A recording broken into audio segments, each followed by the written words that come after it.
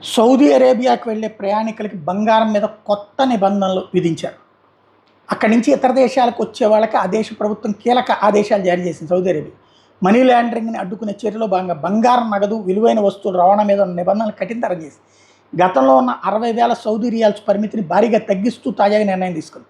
Saudi అరేబియాకి చెందిన zakat tax and customs authority ప్రకటించిన వివరాల ప్రకారం ఇక మీద ప్రయాణికులు తమ వెంట 40,000 సౌదీ రియాల్స్ అంతకంటే ఎక్కువ విలువైన కరెన్సీ, బంగారం, వెండి, విలువైన రత్నాలు లేదా ఆభరణాలు తీసుకెళ్తే కస్టమ్స్ అధికారులకు ముందే సమాచారం ఇవ్వాలి. దీనికి సంబంధించిన ఒక రాతపూర్వకమైనటువంటి డిక్లరేషన్ కూడా ఇవ్వాలి.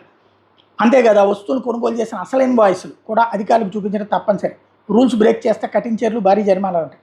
ఒకవేళ ప్రయాణికులు ఈ నియమాలను ఉల్లంఘిస్తే తీవ్ర పరిణామాలు ఎదుర్కోవాల్సి వస్తుందని అధికారులు చెప్తున్నారు.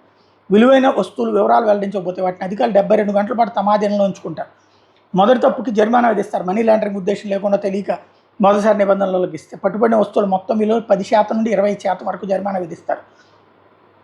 ఆ తర్వాత కూడా రెండోసారి దొరికితే ఇదే తప్పు మళ్ళీ పునరావృతం అయితే ఆ ఫైన్ 50% పెరుగుతుంది. ఒకవేళ ఉద్దేశపూర్వకంగానే స్మగ్లింగ్ లేదా నేరపూర్తి చర్యల కోసం తరలిస్తున్నట్టు తేలితే సదరు ప్రయాణికుల కేసును పబ్లిక్ ప్రాసిక్యూషన్కి అప్పగిస్తారు. ఈ తాజా నిబంధనలు భారత్తో పాటు ఇతర దేశాలకు ప్రయాణించే ప్రవాస భారతీయుల మీద తీవ్ర ప్రభావం చూపెట్టబోతున్నాయి. కాబట్టి సౌదీ వెళ్ళేవాళ్ళు లేదా వచ్చేవాళ్ళు తమ బంగారు ఆభరణాలు, విలువైన వస్తువులు, ఒరిజినల్ బిల్లును వెంట ఉంచుకోవాల్సి ఉంది.